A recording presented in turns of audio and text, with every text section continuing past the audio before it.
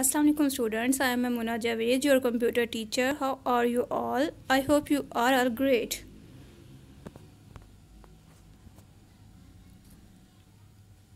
Today we will read second chapter, data devices. The topics we will read in this chapters are memory, binary digits, types of memory, primary memory, and read-only memory.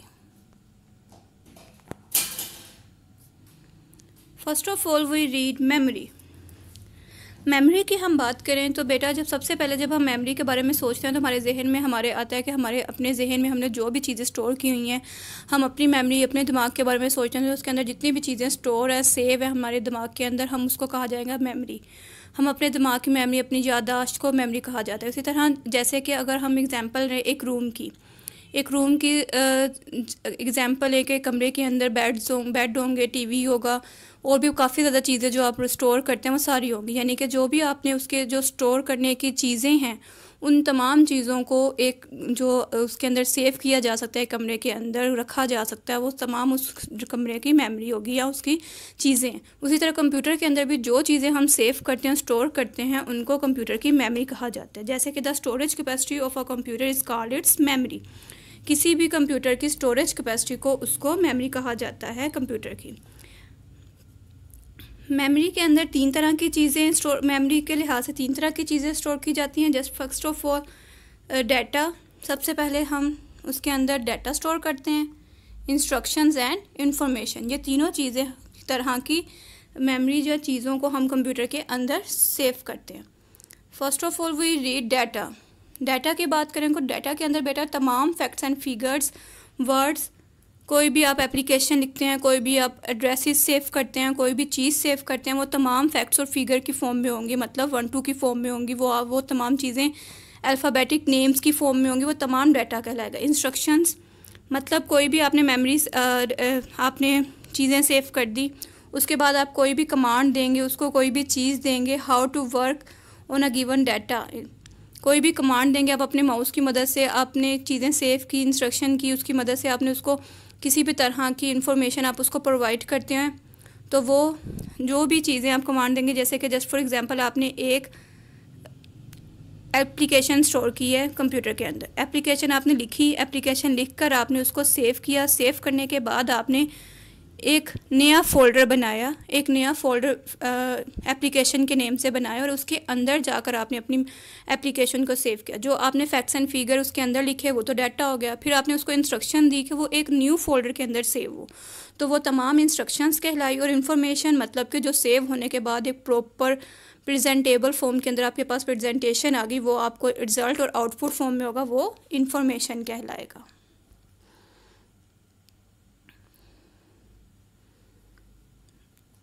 जब भी हम computer memory की बात करेंगे तो सबसे पहले हमारे बात करेंगे बाइनरी डिजिट। हम जो भी लफ्ज़ इस्तेमाल करते हैं, हमने सीखा हुआ है, that was in English, Urdu, Arabic और डिफरेंट लैंग्वेजेस हैं जो कि हम यूज़ करते हैं। Different countries have different languages. एक कंट्री के अंदर कोई लैंग्वेज बोली जाती है, दूसरी कंट्री के अंदर डिफरेंट लैंग्वेज बोली जाती है।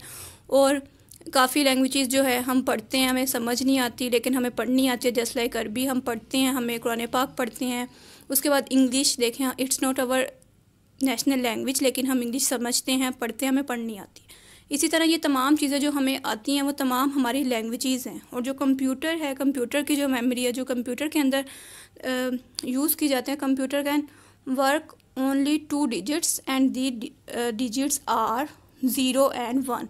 जो भी कंप्यूटर के अंदर हम इंफॉर्मेशन इंस्ट्रक्ट करते हैं, प्रोवाइड करते हैं, वो तमाम इंफॉर्मेशन 0 और 1 के फॉर्म में कंप्यूटर तक जाती है। कंप्यूटर की मेमोरी में तमाम चीज़ें 0 and 1 की फॉर्म में गिवन होती हैं। और फिर उसको कंप्यूटर दोबारा से कंप्यूटर लैंग्वेज उसको प्रोसेस 0 1 की फॉर्म में ही कंप्यूटर करेगा। और उसके बाद हमें दोबारा वो जो हम उसका रिज़ल्ट इंफॉर्मेशन मिलती है वो दोबारा हमें हमारी फॉर्म में प्रोवाइड यानी कि हासिल होती है। The digits are called binary digits, means 0 and 1 called binary digits, and the digits are also called bit, bi binary, and digits का last its, तो it become bits।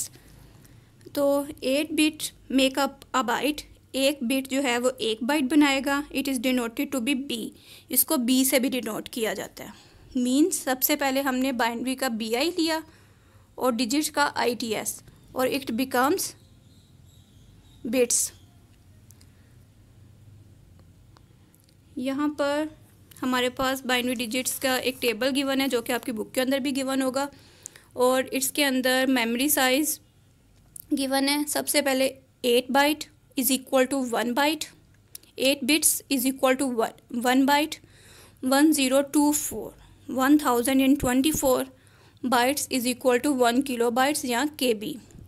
1024 K B is equal to 1 mega bytes M B. 1024 MB is equal to 1 GB gigabytes. 1024 GB is equal to 1 terabyte.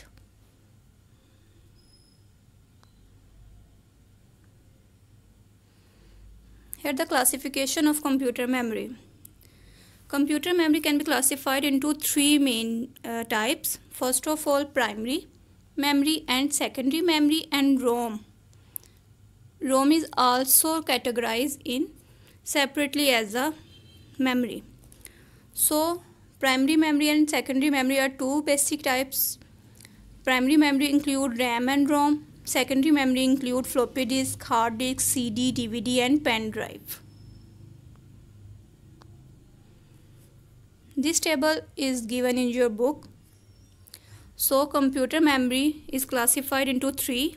First of all, primary memory, read-only memory and secondary memory.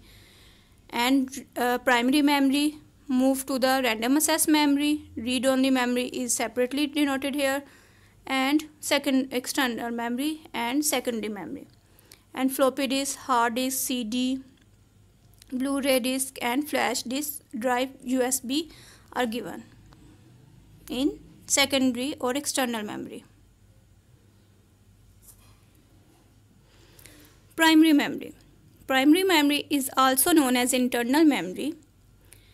It is the main area of a computer where the data, instructions and information are stored. This memory can be directly accessed by the CPU to access the memory in the random manner.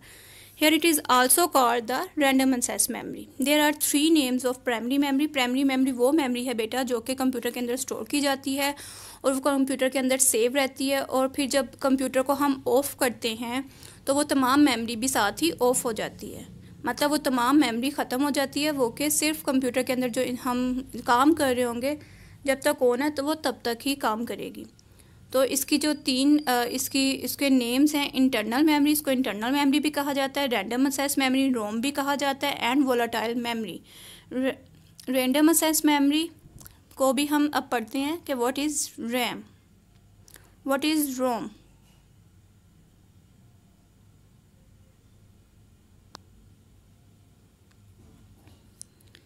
RAM stand for random access memory. It is the abbreviation of random access memory. RAM is a common hardware component found in an electronic device including desktop computers. ये desktop computers के अंदर, laptops के अंदर, smartphones के अंदर, ये सब computers के अंदर given होते हैं. It's the image of RAM.